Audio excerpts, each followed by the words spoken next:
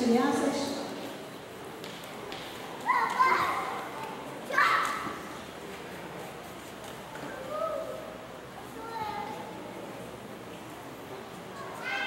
Vamos orar mais uma vez, colocando nossas crianças no Senhor.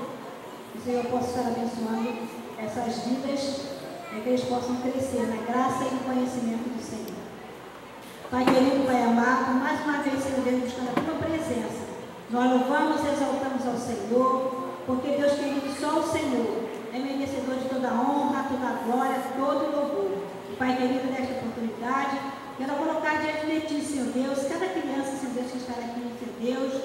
Pai, que o Senhor possa estar abençoando essas vidas, meu Deus, que eles possam estar ali, Senhor Deus, no seu culto, meu Pai querido, ali, Senhor Deus, aprendendo mais do Senhor, meu Pai, que eles possam crescer, Senhor Deus, diante do Senhor, meu Pai, para a louvor e glória do Teu nome. Abençoa, Senhor Deus, também, Senhor Deus, os professores, Senhor Deus. Pai, capacita cada uma das Tuas servas, Senhor Deus, que estão ali, que elas possam ter sabedoria do Senhor para ensinar, Senhor Deus, as nossas crianças. Ó Pai de amor, agora, meu Deus, também nessa oportunidade, nós queremos colocar na vida do Teu servo, Pastor Paulo, meu Pai, que irá nos trazer a Tua palavra, Senhor Deus, nesta noite, ó Pai. Ó Deus querido, que o Espírito Santo do Senhor possa estar a cada dia capacitando, Senhor Deus, a vida do Teu servo. Pai, que ele venha, Senhor Deus, ser, Senhor Deus, assim, Senhor Deus, iluminado pelo Senhor, que ele possa, Deus, me falar de coração da Bíblia para os nossos corações, meu Deus, que nós possamos, Senhor Deus, assim, Senhor Deus, aprender mais de Ti e sair daqui, Senhor Deus, mais edificado, Pai. Abençoa, Senhor Deus, a vida do Teu servo. É no nome santo de Jesus que nós te oramos, já agradecido ao Senhor por tudo que fizemos aqui, Senhor Deus, até o presente momento, Pai, e já queremos te agradecer por este culto, meu Pai, que horas estamos aqui, Senhor Deus, com nossos corações humildes, Senhor Deus, prestando ao Senhor. É no nome santo de Jesus que nós oramos e te agradecemos. Amém, Senhor Deus. Amém. Deus abençoe. Pastor Paulo, que fala.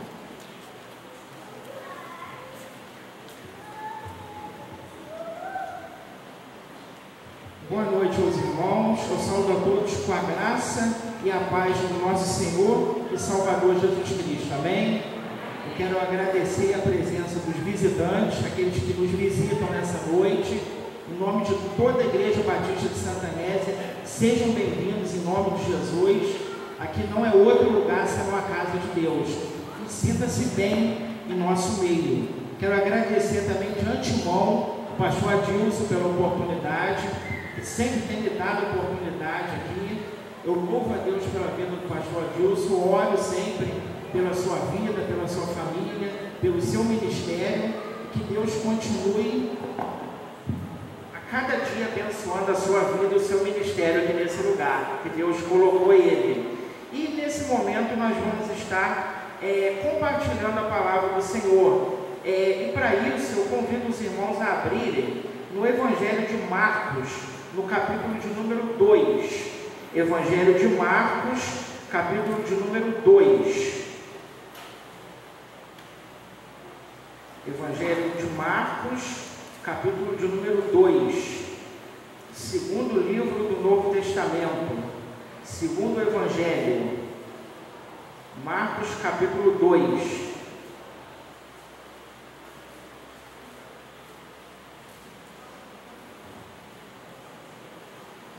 Todos localizaram? Amém?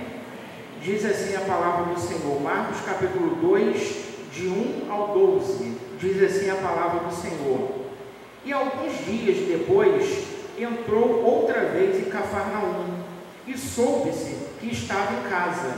E logo se ajuntaram tantos que nem ainda nos lugares junto à porta cabiam, e anunciava-lhes a palavra. E vieram ter com ele, conduzindo um paralítico, trazido por 4. E não podendo aproximar-se dele, por causa da grande multidão, descobriram o telhado onde estava, e fazendo um buraco, baixaram o leito em que jazia o paralítico. E Jesus, vendo a fé deles, disse ao paralítico: Filho, perdoados estão os teus pecados. Estavam ali assentados alguns dos escribas, que arrazoavam em seus corações, dizendo: Por que diz este assim blasfêmias? Quem pode perdoar pecados, senão a Deus. E Jesus, conhecendo logo em seu espírito que assim arrazoavam entre si, lhes disse: por que arrazoais sobre essas coisas em vossos corações? Qual é mais fácil, dizer ao paralítico: estão perdoados os teus pecados, ou dizer-lhe: levanta-te, toma o teu leito e anda?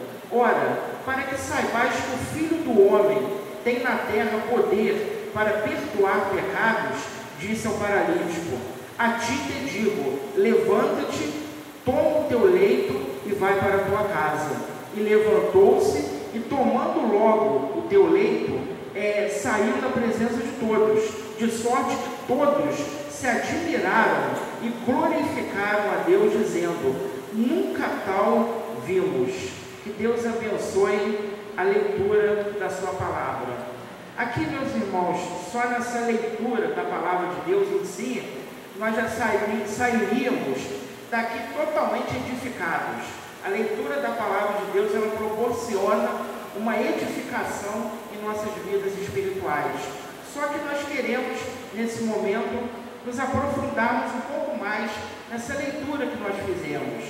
E nesse texto que nós acabamos de ler, nós encontramos um personagem que não podia levar uma vida comum como os demais personagens do texto podiam levar. Nós vemos aqui um homem que se encontrava paralítico, um homem que não tinha a sua saúde em perfeito estado, um homem que dependia de outras pessoas para levar a sua vida, um homem que não podia fazer tudo aquilo que ele queria, era um homem limitado nas suas ações, era um homem que tudo que ele precisasse teria que ter alguém ao seu lado o conduzindo. E esse homem, nesse texto, nós vamos ver o grande encontro desse homem com o Senhor dos Senhores. E no versículo de número 1, nós vemos o Senhor Jesus, ele entrando novamente na cidade de Cafarnaum.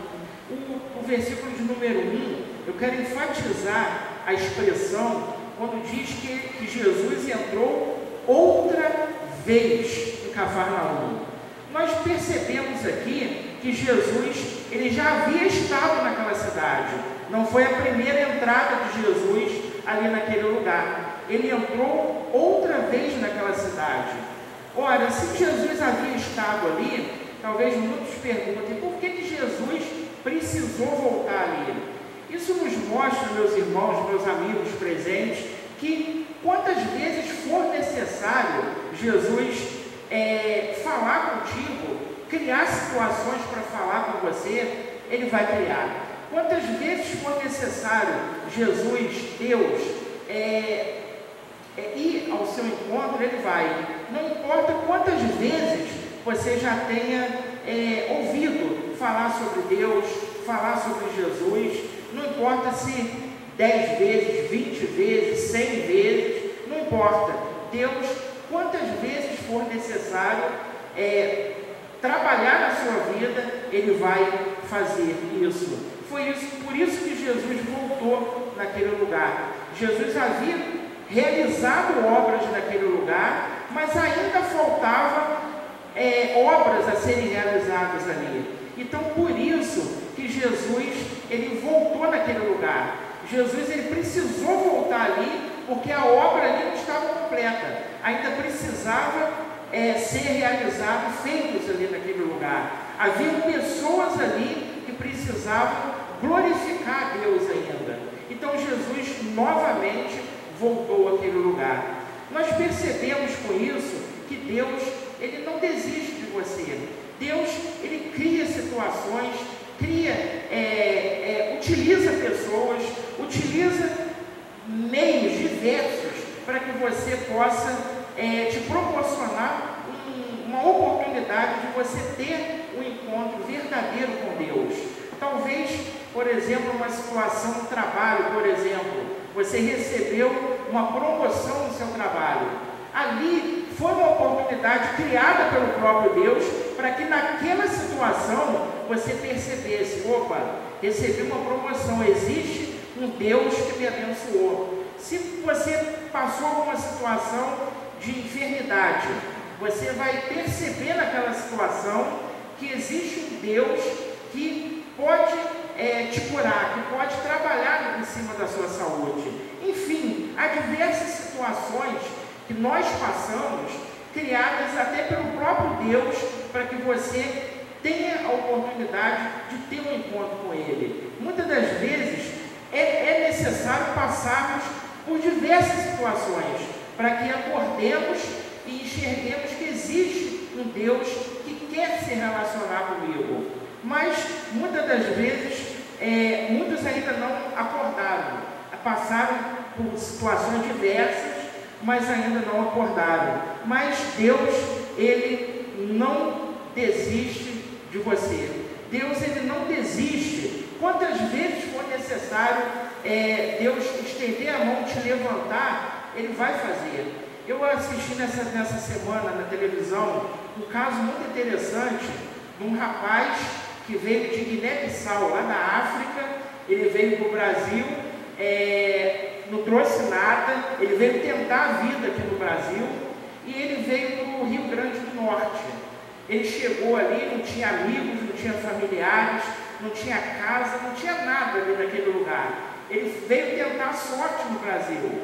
E ali ele se deparou com um senhor que olhou aquele rapaz e acreditou na vida dele. Aquele senhor olhou aquele rapaz e falou: olha, esse rapaz não tem futuro, eu vou investir nesse rapaz.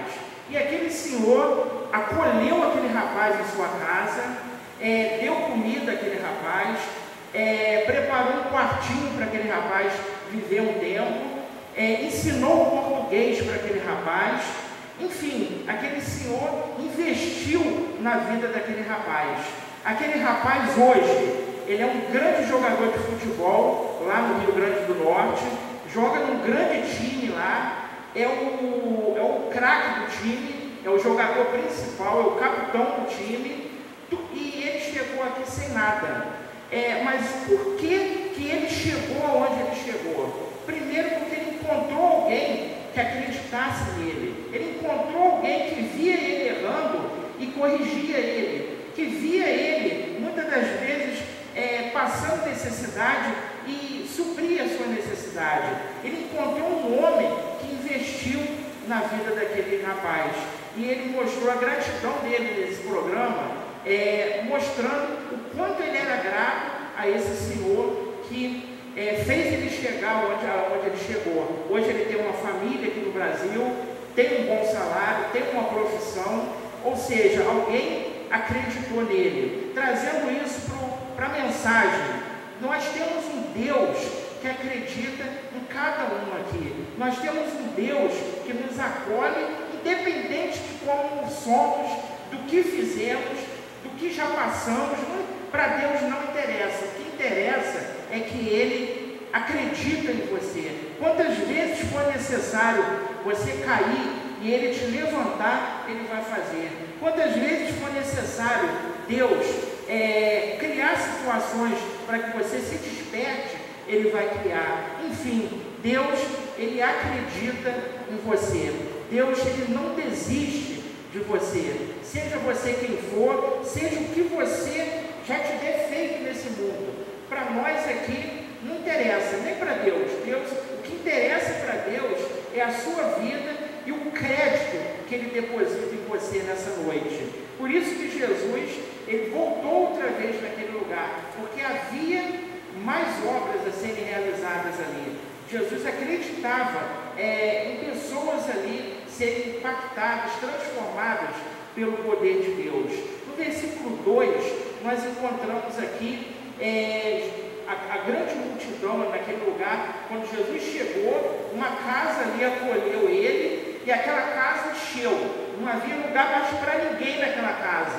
E o que aconteceu? Jesus, Ele anunciou a palavra às pessoas que estavam ali presentes. O que me chama a atenção aqui no versículo 2 é que Jesus anunciou a palavra. Que palavra é essa que Jesus estava anunciando? O que Jesus estava ensinando aquelas pessoas ali? Jesus estava ensinando sobre filosofia, conhecimentos filosóficos. Jesus estava ensinando sobre gramática, sobre geografia, sobre raciocínio, matemática. Não. A mensagem que Jesus estava ensinando aquelas pessoas era uma mensagem totalmente diferente de todo conhecimento que possamos adquirir aqui nesse mundo terreno. A mensagem que Jesus estava anunciando aquele grupo de pessoas era uma mensagem vinda do próprio Deus ao coração humano. Era uma mensagem totalmente diferente de tudo aquilo que o ser humano possa ter conhecimento humano. Essa mensagem que Jesus estava anunciando, nós encontramos lá em 1 Coríntios, capítulo 2, no versículo 4, quando Paulo diz que as palavras que ele pregava não eram de sabedoria humana, mas eram demonstração de espírito e de poder. Ou seja, essa mensagem de Jesus é a mensagem que Paulo faz menção lá em 1 Coríntios 2,4. Essa mensagem não é uma sabedoria humana, é uma mensagem vinda do próprio Deus para o coração humano.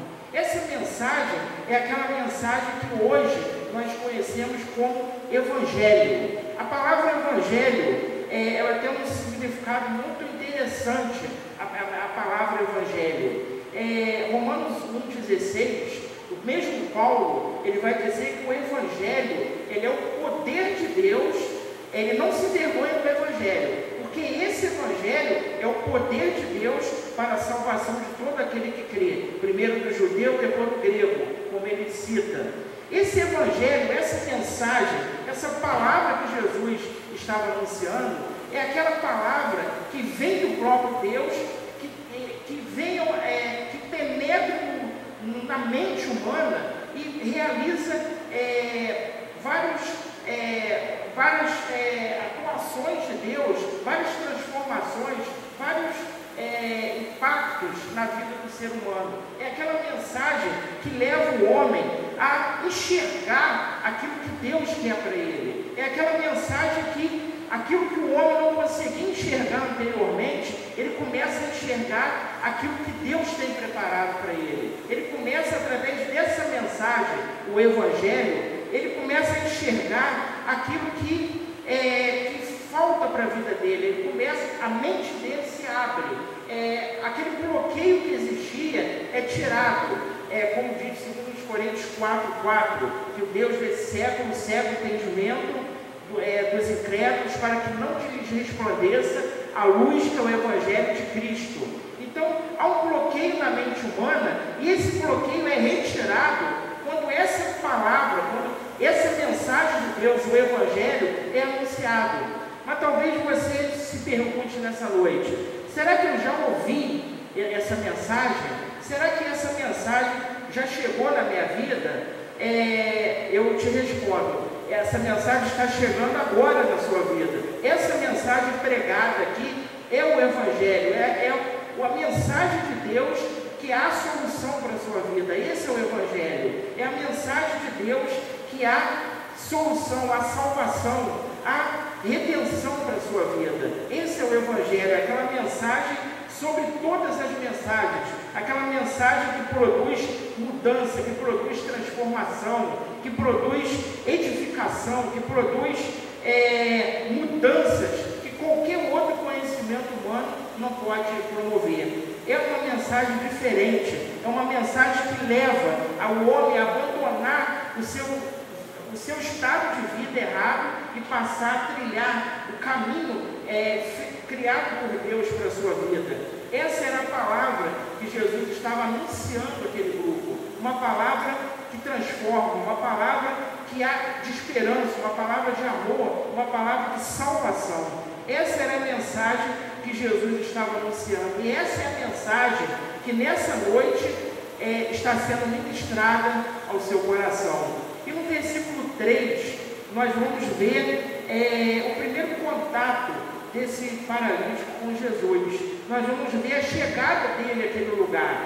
O versículo 3 fala que ele chegou carregado 4 homens, precisou 4 homens carregarem a maca onde ele estava deitado.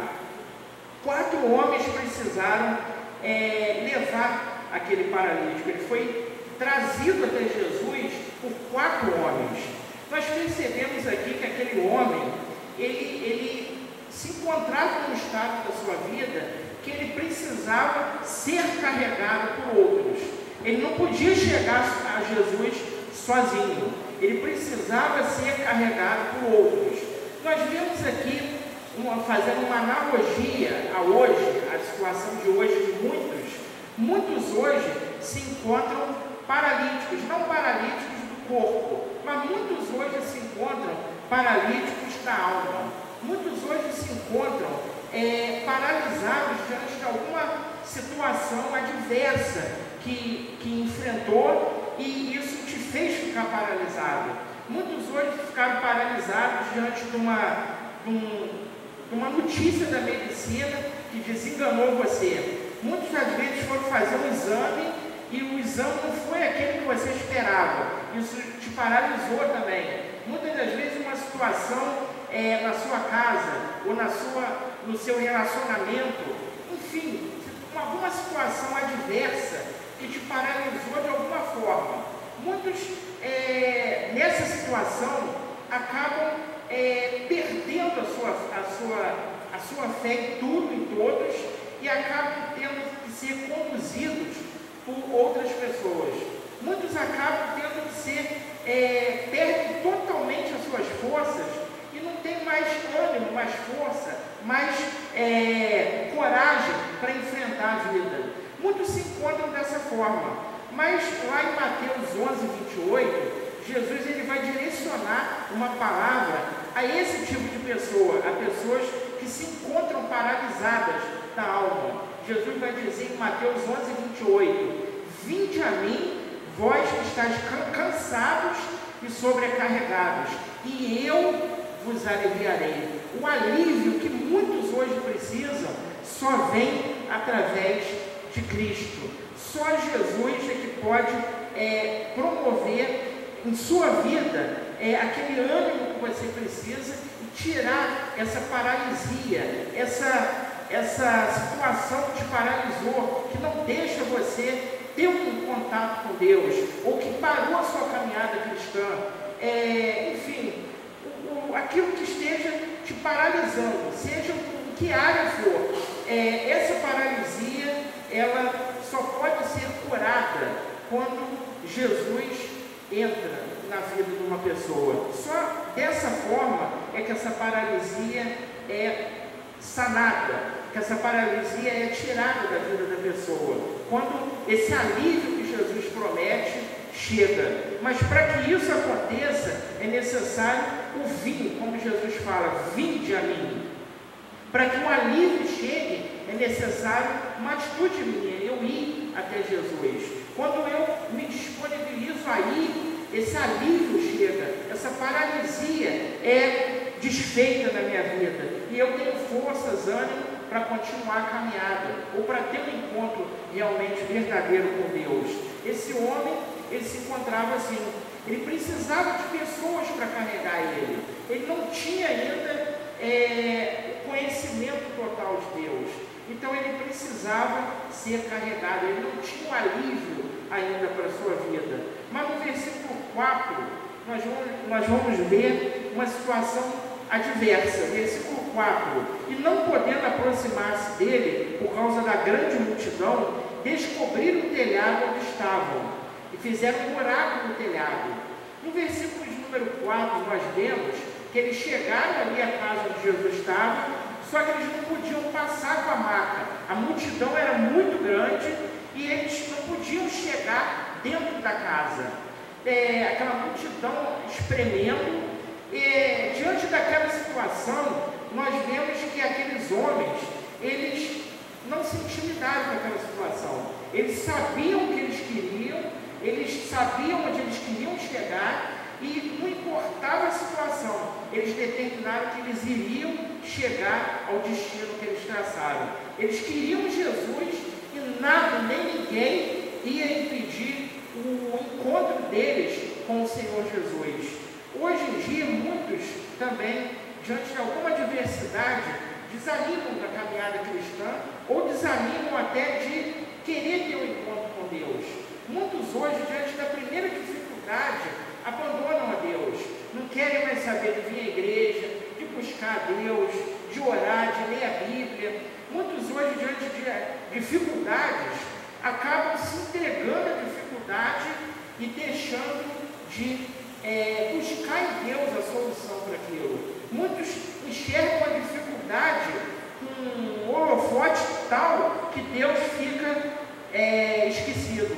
Muitos dão uma força tão grande à dificuldade e esquecem que tem um Deus muito maior do que aquela dificuldade. E aqueles homens, eles não pensavam assim. Eles pensavam e acreditavam de todo o coração que diante daquela dificuldade eles iriam sim ter um encontro com Jesus. Aquilo não iria impedir eles de terem esse encontro. Eles não iriam desistir. Se eles chegaram até ali, eles iriam até o final, não importasse a consequência. Os japoneses, eles têm uma frase interessante. Lá no Japão existe uma cidade chamada Tóquio. Tóquio, e tem uma cidade chamada Kyoto, no Japão. A cidade de Kyoto é uma cidade que muitos japoneses gostam de ir àquela cidade, porque aquela cidade de Kyoto é uma cidade alta, e aquela cidade ela tem uma visão muito próxima do céu. A lua em Kyoto, dizem que a visão lá na lua é muito bonita. A visão que eles têm do céu nessa cidade, por ser alta, é muito bonita, a paisagem, o clima ali. Então muitos japoneses vão para essa cidade de Kyoto. Então eles têm uma frase interessante. Eles falam que de Tóquio até Kyoto existe uma distância. Mas se eu andar meia distância e não continuar a caminhada até Kyoto, eu nunca vou ver a lua que existe em Kyoto. É interessante essa frase, porque eles querem dizer o seguinte: eu quero chegar ali, mas se eu caminhar até aqui e não continuar andando, eu não vou ver o que eu quero ver. É isso que eles querem dizer. Se eu caminhar, sair de Tóquio e parar no meio da estrada e não continuar até a cidade de Kyoto, eu não vou ter a visão daquele cenário bonito. Eu vou ficar sem ver aquilo, porque eu não continuei a minha caminhada. É nesse sentido que eles dizem essa frase. Então é isso, é nesse espírito que esses homens estavam. Eles chegaram até ali, mas eles não iam parar ali, eles iam continuar para ter aquela visão de Jesus, para ter aquele encontro verdadeiro com Jesus. Se muitos hoje desistissem dos seus sonhos, grandes coisas deixariam de ser descobertas.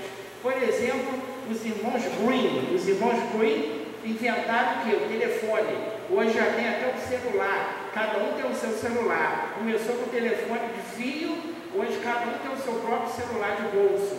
Os irmãos Green, para chegar à invenção do telefone, se eles parassem no primeiro experimento que deu errado, eles chegariam a inventar o telefone? Não. Se eles parassem na primeira dificuldade, eles não chegariam àquela invenção. Thomas Edison, que criou a lâmpada, que hoje nós temos elétrica, se eles parassem no primeiro experimento que não deu certo, se ele parasse por ali, ele não ia conseguir aquele experimento. E muitos outros hoje, que têm uma vida que queriam ter, se parassem no meio do caminho, não iriam concluir aquilo. Então esses homens, eles passam uma lição enorme aqui. Não desista dos seus sonhos. Não desista de correr atrás daquilo que você quer para a sua vida. Não desista daquilo que você tem buscado da parte de Deus.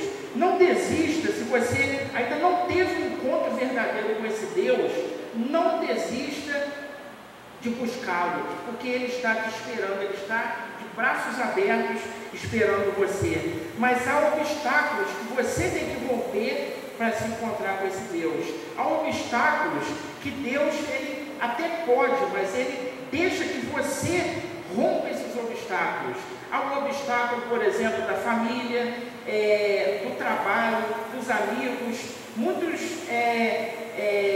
tentam te desanimar, a não querer ter um encontro com esse Deus. Nada disso deve te impedir de querer se encontrar com Deus. Independente da situação, não desanime, busque, corra atrás do que você quer, busque esse Deus, venha ao encontro verdadeiro desse Deus. No versículo 5, nós vamos ver quando eles conseguiram entrar na casa, eles romperam o telhado da casa, que era um telhado diferente naquela época, era removível. Eles conseguiram entrar naquela casa e no versículo 5, Jesus ele viu a fé daqueles homens. Jesus viu a fé que motivou aqueles homens a chegarem até ali. Nós vemos aqui que o que agrada a Deus não é sacrifício. O que agrada a Deus não é muita coisa. É a fé que agrada a Deus. É a fé que move o coração de Deus. É a fé que faz com que Deus haja em seu favor. É a fé, somente isso. Você acreditar de todo o coração que Ele é o Senhor da sua vida. Somente isso. Você não precisa fazer mais nada de sacrifícios para ter um encontro com esse Deus. Somente crer, acreditar. Você ter Ele como verdade absoluta da sua vida. Eu li uma vez num livro, um autor, ele disse o seguinte, que ele cria de todo o coração que Jesus era a única verdade. Se alguém chegasse para ele, isso que ele disse no livro, se alguém chegasse para ele e apresentasse uma outra verdade para ele abandonaria aquela verdade e continuaria com Cristo. Essa é a convicção de quem teve realmente uma experiência com Deus. É uma fé inabalável, é uma fé absoluta, é uma fé experimental, não é uma fé teórica, é uma fé de quem realmente teve um encontro com esse Deus. E aqui essa fé foi uma fé verdadeira, porque eles tiveram um encontro com o Senhor Jesus. E o resultado desse encontro nós percebemos no versículo 5 ainda, quando diz que os pecados dele foram perdoados. Os teus pecados foram perdoados. A consequência desse encontro, o resultado desse encontro foi o pecado ser perdoado. O primeiro passo, a primeira operação que Deus faz na sua vida, o primeiro grande milagre que Deus efetua na sua vida é o perdão dos pecados. É quando você se arrepende de tudo de errado que você fez e você encontra aquele perdão que Deus concede. Esse é o primeiro grande milagre, dentre outros, que Deus vai continuar operando em sua vida. Mas o primeiro grande milagre, a primeira grande obra que Deus quer operar em sua vida é o perdão dos seus pecados. Porque a condição de pecador, muitos falam assim, eu faço bem, eu ajudo o meu próximo, eu ando com uma vida correta, eu sou honesto no trabalho, eu não tocando em ninguém, todas as minhas dívidas estão pagas, tudo certo. Ou seja, muitas pessoas pensam que fazendo tudo isso não vai caber a elas o título de pecador. Mas o pecado não depende dessas coisas. O pecado é uma condição que todos já nascem debaixo dele. É como se fosse uma doença que é transmitida pelo ar. A partir do momento que o ser humano nasce, o pecado já está inconscientemente fazendo parte daquela vida. E para se livrar dessa condição de pecador, é necessário ter esse pecado perdoado, ter um encontro verdadeiro com Cristo, para que essa condição de pecador seja desfeita. E aí, por isso que Jesus começou a trabalhar na vida desse homem, perdoando os seus pecados. Porque aquele homem, tendo o seu pecado perdoado, Jesus poderia continuar trabalhando na sua vida, efetuando as outras obras. Mas a primeira grande obra que você nessa noite deve buscar de Jesus é o perdão dos seus pecados, é a salvação da sua alma. Versículo 6, já estou caminhando para o final da mensagem. Versículo 6, e ali estavam assentados alguns dos escribas, que arrazoavam em seus corações, dizendo, escribas, eles estavam arrazoando em seus corações. Quem eram os escribas? Quem era esse grupo chamado escribas? Escribas eram homens totalmente voltados ao Antigo Testamento. Aqueles livros que nós temos no Antigo Testamento, esses escribas eram homens eruditos, eram homens que estudavam o Antigo Testamento, eram homens que tinham um grau de conhecimento do Antigo Testamento muito grande. Eram homens que copiavam o Antigo Testamento, por isso que é o nome escribas. Eles copiavam várias cópias do Antigo Testamento, e eles estavam por dentro totalmente do conteúdo do Antigo Testamento. Eram homens totalmente tementes a Deus, tinham seus rituais, eram rígidos nos seus rituais, eram homens totalmente religiosos. Só que aqueles homens, eles achavam que aquilo era tudo na vida deles, que eles já estavam numa condição de que não precisavam mais de Deus. O conhecimento que eles possuíam, na visão deles, já era tudo. Eles não eram abertos mais para nenhum outro tipo de pensamento. Só que eles estavam ali criticando. Arrazoar é criticar, debochar. Eles estavam ali criticando aquilo que Jesus estava falando. Eles estavam ali debochando. Ou seja, eles não estavam abertos à mensagem do Evangelho. Eles achavam que o fato de eles serem religiosos era tudo, não precisava mais nada. Mas a religião, ela em si, a proposta que a religião tem, ela é ótima, ela é boa. A palavra religião mesmo significa religar, a proposta é ligar o homem a Deus. Só que o problema da religião é a maneira como vai ser feito esse ligamento entre o homem e Deus. Muitas vezes esse ligamento que a religião propõe é oferecendo meios diversos, mas que fogem da pessoa de Jesus. Toda religião que prega que Jesus não é o único caminho, não é uma religião verdadeira, porque só através de Jesus é que o homem pode ser religado a Deus e ter a condição de pecador desfeita. Só através de Jesus é que o homem pode ter esse total encontro com Deus, coisa que a religião e filosofia nenhuma desse mundo pode proporcionar. Só o conhecimento da pessoa de Cristo. E no versículo 7, eles dizem, eles vão criticar Jesus dizendo: por que Jesus diz blasfêmias? Quem pode perdoar pecados senão a Deus? Ou seja, eles estavam criticando Jesus por ter perdoado o pecado daquele paralítico. Só que eles fazem uma declaração interessante no final: quem pode perdoar pecados senão a Deus? Ou seja, eles tinham o conhecimento de que Deus, ele podia tudo, não somente perdoar pecados, mas realizar tudo o que ele quisesse. E aí Jesus, no versículo 9, vai dizer a eles: olha, o que é mais fácil? Dizer ao paralítico: estão perdoados seus pecados? Ou levanta, toma o teu leito e anda? Jesus, ele vai se colocar na condição de Deus. Ele quer dizer para aqueles homens: olha, vocês dizem que só Deus pode perdoar pecados, então vocês estão diante do próprio Deus. Eu sou Deus. Jesus estava falando isso com eles. Eu sou Deus, então, já que eu sou Deus, eu posso fazer o que eu quiser na vida desse homem. Aí Jesus vai declarar, no versículo 10, no 11, vai declarar para aquele homem, para ele pegar o seu leito e ir para a sua casa. Ou seja, nós vemos aqui Jesus, ele trabalhando resumidamente em todas as áreas desse homem. Primeiro, Jesus ele realizou uma cura aqui em 3 níveis na vida desse homem. Primeiro, nós vemos o nível espiritual, quando Jesus perdoa os pecados desse homem. A primeira cura que Jesus realizou, o perdão dos pecados daquele homem. A vida espiritual dele já estava em dia com Deus.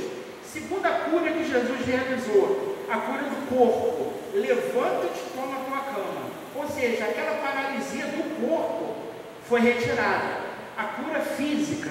E a terceira cura que Jesus realizou na vida daquele homem foi consequência da primeira cura, do perdão dos pecados. Foi a cura da alma. Porque é na alma que acontece é ligada aos sentimentos, a área dos sentimentos. Aquele homem provavelmente era um homem complexado, triste, amargurado, por ter aquela condição de paralítico. Quando Jesus perdoou seus pecados, que foi a primeira cura, essa terceira cura foi a cura da alma, ou seja, o emocional daquele homem foi tratado também por Jesus. Jesus realizou uma cura do espírito, da alma e do corpo, uma cura completa, uma obra completa na vida daquele homem. E no versículo de número 12, vai dizer que aquele homem, no final do versículo 11, aquele homem foi para a sua casa. Então ele tinha uma casa, ele tinha provavelmente um lugar onde morar. Ali, quando ele foi para a sua casa, ele continuaria a sua caminhada. E nessa caminhada, no decorrer dessa caminhada, outras obras seriam ainda realizadas na vida desse homem. Mas tudo existe um patamar, um patamar de prioridade. Muitos invertem isso, muitos querem primeiro buscar a bênção. Não, primeiro eu quero a bênção material. Não, existe uma ordem de prioridades que Deus trabalha na sua vida. Primeira grande bênção que Deus quer te dar não é a bênção material, é a bênção espiritual, como Jesus fez com esse homem. Ele foi primeiro perdoado, bênção espiritual. Segundo, ele foi curado, aí foi a bênção física. Terceiro foi a bênção emocional. Jesus tratou o emocional daquele homem. E o quarto, quando aquele homem foi para a sua casa, ele continuaria a sua vida normal agora. Se ele não tivesse família, ele ia constituir uma família, Deus ia dar uma família para ele. Se ele não tivesse um trabalho, ele poderia agora trabalhar normalmente como todo homem. Tudo que ele precisasse para continuar vivendo, Deus iria suprir na sua vida. Mas a principal obra foi feita aqui, nesse grande encontro que ele teve com Jesus. E essa é a principal obra que nessa noite Deus, Ele quer realizar na sua vida. Deus quer que você seja um homem completo, uma mulher completa. Mas esse completo, quem já está na presença de Deus, Deus vai acrescentar mais e mais bênçãos. Agora, quem ainda não teve um encontro com esse Deus, Deus quer proporcionar o primeiro grande milagre na sua vida, a salvação, para que Ele possa, através da salvação, continuar acrescentando na sua vida as outras bênçãos que Ele tem para a sua vida, pois Deus tem um plano maravilhoso para cada um de nós que nos encontramos aqui. Queria fazer uma oração rápida antes de passar para o pastor Adilson. Eu queria fazer um convite bem rápido.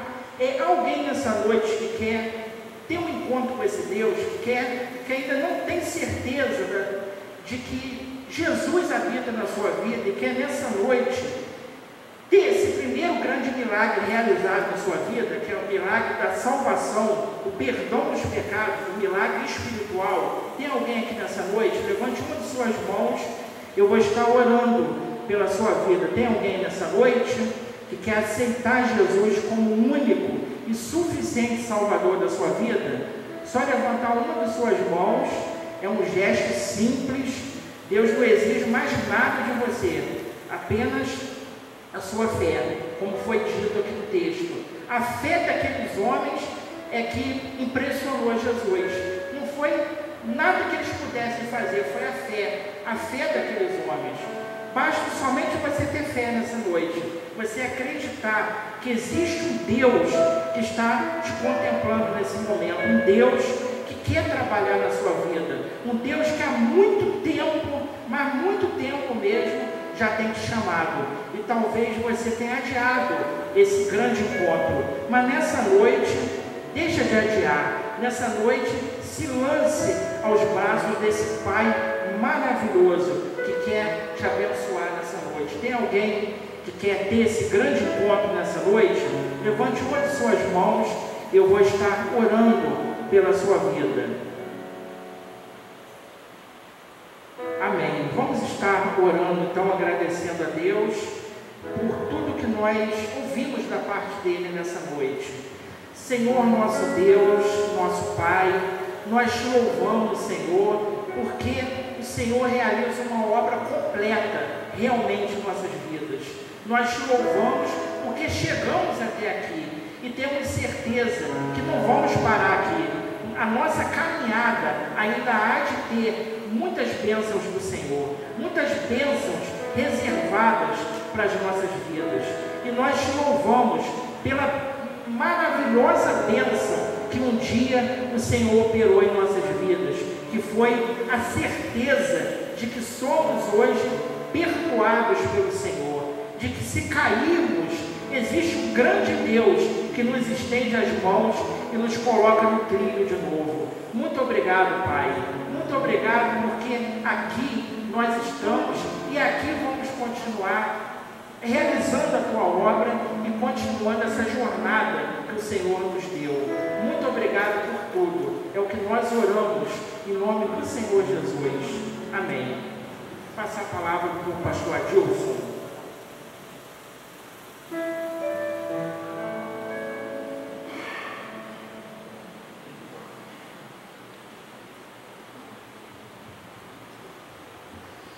Acredito, meus prezados irmãos e amigos, que esse paralítico, depois que teve essa experiência extraordinária com Jesus, se ele conhecesse esse canto que a gente vai louvar agora, eu acredito que ele iria sair louvando a Deus com essa mensagem de louvor.